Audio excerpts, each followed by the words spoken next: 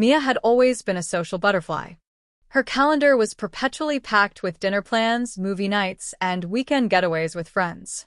But underneath her busy schedule, there was a quiet fear she never addressed: being alone. The thought of spending a Saturday night without company felt unsettling, almost like facing a mirror she wasn't ready to look into. Then came the unexpected. One weekend, every plan she had fell through. Her best friend came down with the flu, a coworker canceled their movie outing, and even her mom had to postpone their usual Sunday phone call. For the first time in years, Mia faced an empty weekend with no plans and no distractions. At first, she felt paralyzed. She spent hours scrolling through social media, envying others who seemed to have perfect lives filled with laughter and adventure. The emptiness gnawed at her, and she couldn't help but wonder, why does being alone feel so unbearable? Determined not to let the weekend go to waste, Mia decided to take a walk. She wandered aimlessly through her neighborhood until she stumbled upon a quaint bookstore she'd often passed but never entered. With nothing to lose, she stepped inside. The warm, cozy ambience of the bookstore immediately comforted her. Shelves brimming with books surrounded her, and the faint scent of coffee wafted from a small corner cafe. Seated at a table was an elderly woman engrossed in a novel. She looked up, smiled warmly, and said, "First time here?" Mia nodded and introduced herself. The woman's name was Eleanor, and they struck up a conversation. Eleanor shared how she had been coming to the bookstore every Saturday for years. "It's my time to enjoy me," she said with a twinkle in her eye. "You should try it." Inspired by Eleanor, Mia decided to attempt her own solo outing. The next weekend, she planned a visit to her favorite coffee shop. Armed with a book and a notebook, she nervously claimed a small table by the window. But instead of feeling empowered, Mia felt self-conscious. She was sure people were staring, silently judging her for being alone. After an hour of pretending to read and awkwardly sipping her latte, Mia left, feeling deflated. She wondered how Eleanor made solo outings look so effortless. Later that evening, she turned to the internet, typing in the search bar, "How to enjoy being alone." What she found surprised her. Articles and videos recommended starting small, taking short walks, journaling, or trying out hobbies. Mia decided to give it another shot, promising herself she'd keep an open mind. The following weekend, Mia tried something different.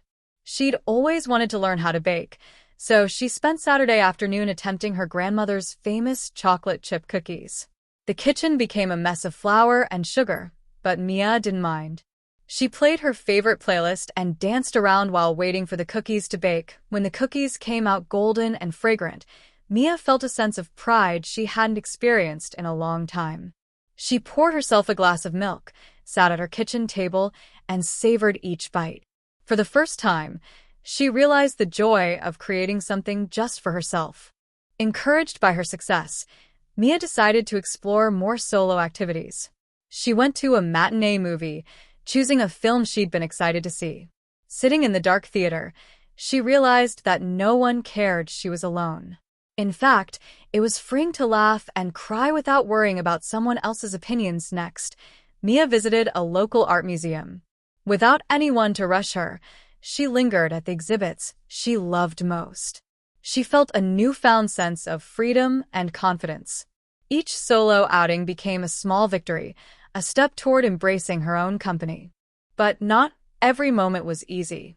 One evening, after a particularly tough day at work, Mia found herself scrolling Instagram again.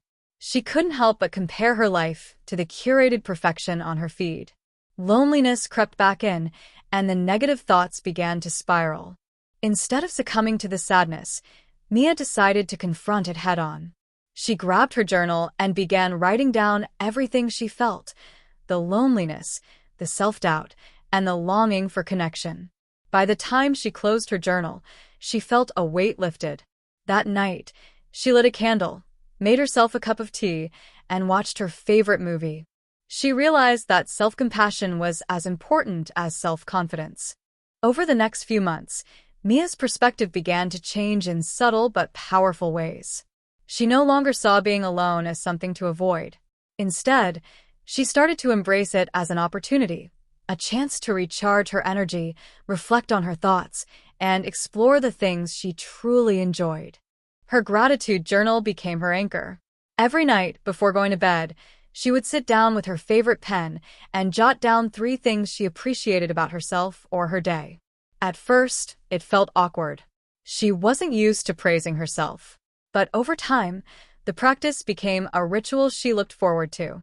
She noticed how it shifted her focus from what she lacked to the abundance already in her life. Mia also took up yoga. She started small, following beginner tutorials on YouTube in the comfort of her living room. The gentle stretches and deep breathing helped her connect with her body in a way she hadn't before. It was as if her mind and body were finally learning to speak the same language. With every pose, she felt stronger, not just physically but emotionally. One evening, a poster at her local cafe caught her eye. Community painting class, no experience needed. The idea intrigued her. Painting wasn't something she'd ever tried, but she figured, why not? The first class was nerve-wracking. She felt like an imposter as she stared at the blank canvas, surrounded by people who seemed to know exactly what they were doing. But as the class progressed, something magical happened. The instructor encouraged everyone to focus on the process rather than the outcome. Slowly, Mia let go of her fear of failure. With each brushstroke, she felt a sense of peace she hadn't experienced in years. By the end of the evening, she had created a piece of art that wasn't perfect, but it was hers. More importantly, she realized she had thoroughly enjoyed the process. Without needing anyone else to validate her experience, in that moment, Mia felt a breakthrough. She understood that enjoying her own company didn't mean she had to be extraordinary at everything she tried. It was about showing up for herself, being patient, and celebrating the little victories. Months later, on a sunny Saturday afternoon, Mia found herself back at the bookstore where her journey had begun. The familiar scent of coffee and old books welcomed her like an old friend. And there, seated at her usual spot, was Eleanor. When Eleanor looked up and saw Mia, she smiled warmly. "You look different," she said, her eyes twinkling. "Lighter, happier." Mia sat down and shared everything. She talked about the awkward solo coffee shop visits, the messy baking experiments, and the community painting class that had sparked a new passion. She recounted the tough moments, too, the nights when loneliness tried to creep back in, and how she learned to confront those feelings with kindness instead of judgment. Eleanor listened intently, nodding at the right moments. When Mia finished, Eleanor reached across the table and patted her hand. "The best relationship you'll ever have is the one with yourself," she said. "And it sounds like you're doing just fine." Mia laughed, feeling a warmth in her chest. "I think I'm finally starting to understand what you meant when you said this bookstore was your time to enjoy you," she said. Eleanor leaned back in her chair, a satisfied smile on her face. "It's not about being alone," she said. "It's about learning to enjoy your own company. Once you master that, the rest of life feels a little easier."